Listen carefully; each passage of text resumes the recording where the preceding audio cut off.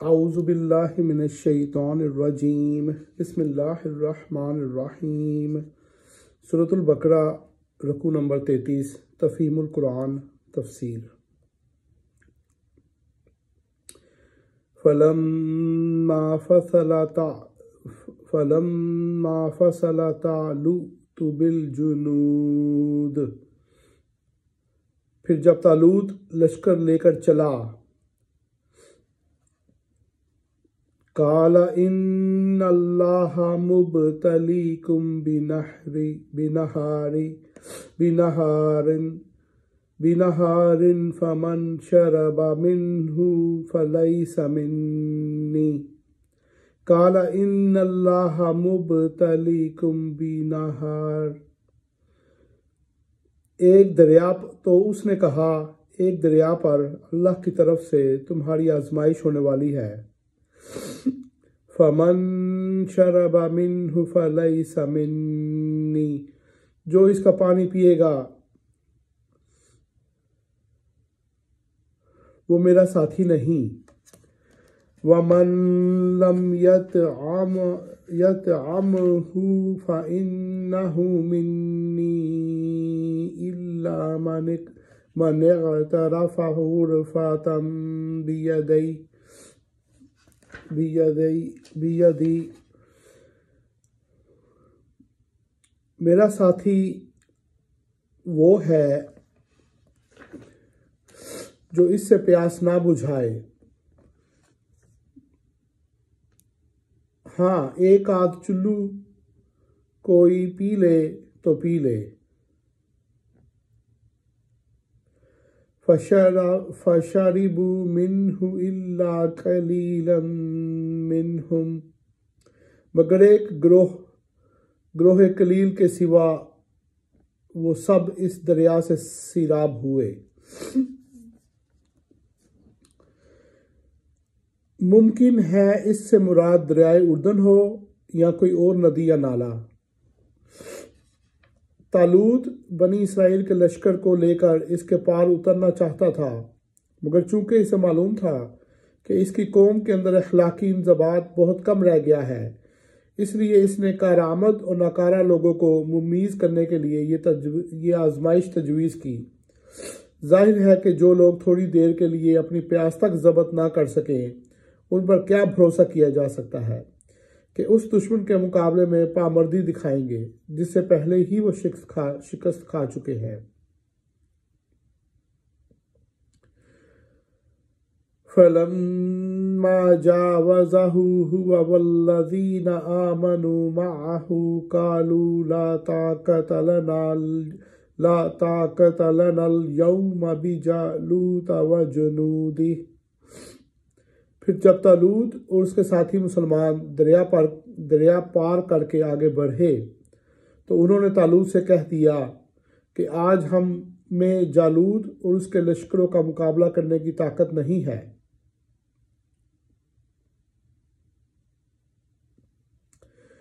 غالباً یہ کہنے والے وہی لوگ ہوں گے جنہوں نے دریا پر پہلے ہی اپنی بے صبری کا مظاہرہ کر دیا تھا۔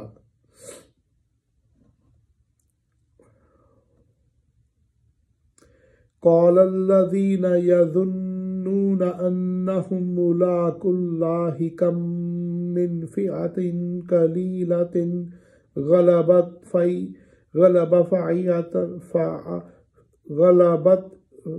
فئة كثيرة بإذن الله، لیکن جو لوگ یہ سمجھتے تھے کہ انہیں ایک دن اللہ سے ملنا ہے، انہوں نے کہا بارہا ایسا ہوا ہے کہ ایک قلیل گروہ اللہ کے اذن سے ایک بڑے گروہ پر غالب آ گیا ہے۔ واللہ مع الصابرین، اللہ صبر کرنے والوں کا ساتھی ہے۔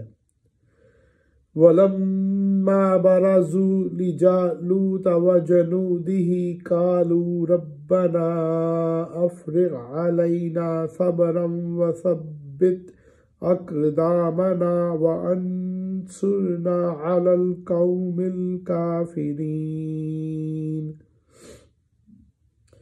اور جب وہ جالوت اور اس کے لشکروں کے مقابلے پر نکلے تو انہوں نے دعا کی، اے ہمارے رب، ہم پر صبر کا فیضان کر، ہمارے قدم جما دے اور اس کافر گروہ پر ہمیں فتح نصیب کر۔ فَهَزَمُوهُمْ بِإِذْنِ اللَّهِ، آخر کار اللہ کے اذن سے انہوں نے کافروں کو مار بھگایا۔ وَقَتَلَ دَاؤُدُ جَالُوتَ وَآتَاهُ اللَّهُ الْمُلْكَ وَالْحِكْمَةَ وَعَلَّمَهُ مِمَّا يَشَاءُ، اور داؤد نے جالوت کو قتل کر دیا۔ داؤد علیہ السلام اس وقت ایک کم سن نوجوان تھے۔ اتفاق سے طالوت کے لشکر میں عین اس وقت پہنچے جبکہ فلیسیتوں کی فوج کا گراں ڈیل پہلوان جالوت، جسے یہ جولیت کہتے ہیں، بنی اسرائیل کی فوج کو دعوت مبارزت دے رہا تھا، اور اسرائیلیوں میں سے کسی کی ہمت نہ پڑتی تھی کہ اس کے مقابلے کو نکلے۔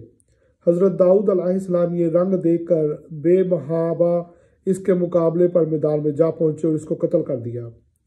اس واقعے نے انہیں تمام اسرائیلیوں کی آنکھوں کا تارا بنا دیا۔ طالوت نے اپنی بیٹی ان سے بیاہ دی اور آخر کار وہی اسرائیلیوں کے فرما بردار ہوئے۔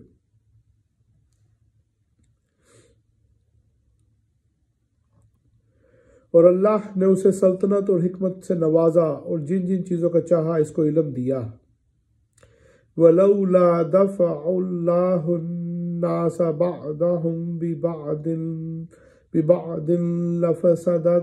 لَفَسَدَتِ الْأَرْضُ وَلَكِنَّ اللَّهَ ذُو فَضْلٍ عَلَى الْعَالَمِينَ۔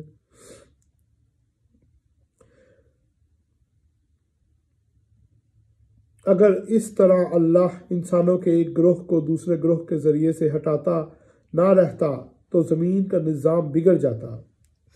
یعنی اللہ تعالیٰ نے نظام کا انتظام برقرار رکھنے کے لیے یہ ضابطہ بنا رکھا ہے کہ وہ انسانوں کے مختلف گروہوں کو ایک حد خاص تک تو زمین میں غلبہ و طاقت حاصل کرنے دیتا ہے، مگر جب کوئی گروہ حد سے بڑھنے لگتا ہے تو کسی دوسرے گروہ کے ذریعے سے وہ اس کا زور توڑ دیتا ہے۔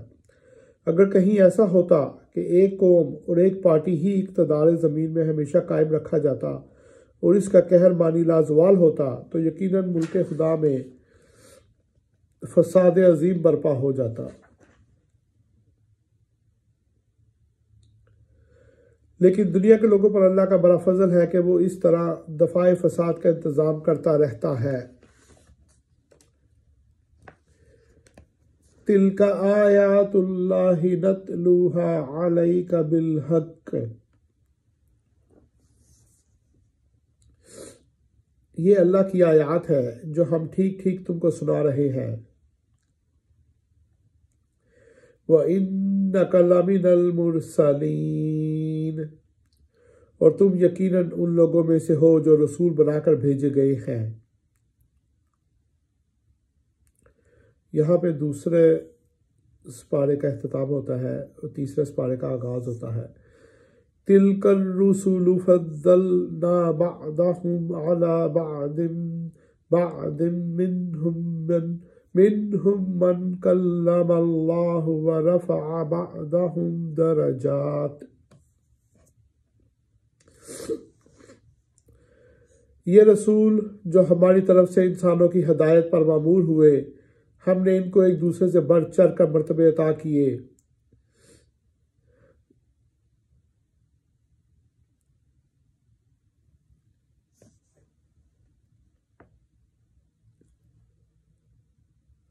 ان میں کوئی ایسا تھا جس سے خدا خود ہم کلام ہوا،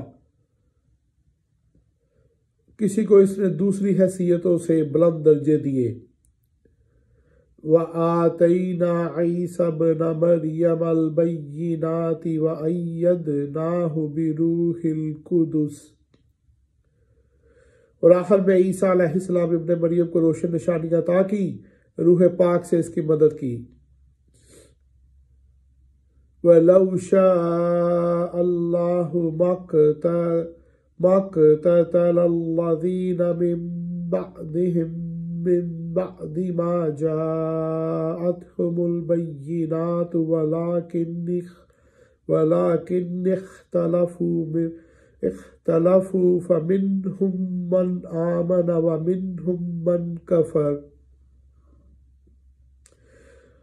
اور آخر میں عیسیٰ علیہ السلام ابن مریم کو روشن نشانیاں عطا کی اور روح پاک سے اس کی مدد کی۔ اگر اللہ چاہتا تو ممکن نہ تھا کہ ان رسولوں کے بعد جو لوگ روشن نشانیاں دیکھ چکے تھے وہ آپس میں لڑتے، مگر اللہ کی مشیت یہ نہ تھی کہ وہ لوگوں کو جبراً اختلاف سے روکے۔ اس وجہ سے انہوں نے باہم اختلاف کیا۔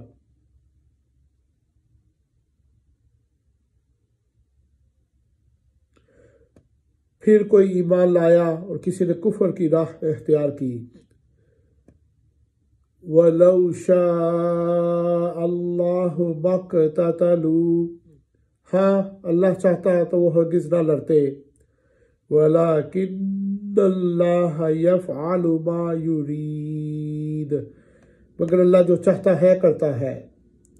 مطلب یہ ہے کہ رسولوں کے ذریعے سے علم حاصل ہو جانے کے بعد جو اختلافات لوگوں کے درمیان رونما ہوئے، وہ اختلافات سے بڑھ کر لڑائیوں تک جو نوبتیں پہنچی، تو اس کی وجہ یہ نہیں تھی کہ معاذ اللہ خدا بے بس تھا اور اس کے پاس ان اختلافات اور لڑائیوں کو روکنے کا زور نہ تھا۔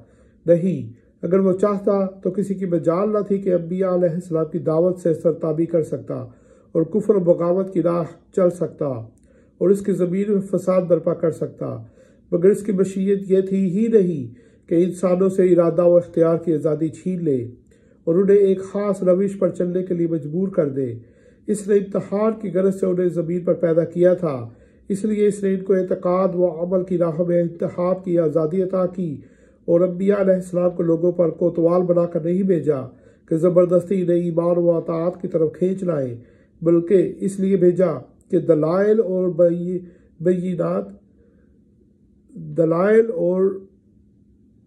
بینات سے لوگوں کو راستے کی طرف بلانے کی کوشش کرے۔ پس جس قدر اختلافات اور لڑائیوں کے ہنگامے ہوئے وہ سب اس وجہ سے ہوئے کہ اللہ نے لوگوں کو ارادے کی جو آزادی عطا کی تھی، اس سے کام لے کر لوگوں نے یہ مختلف راہیں اختیار کر لی، نہ اس وجہ سے کہ اللہ ان کو راستے پر چلانا چاہتا تھا، مگر معاذ اللہ اسے کامیابی نہ ہوئی۔ صدق اللہ العظیم۔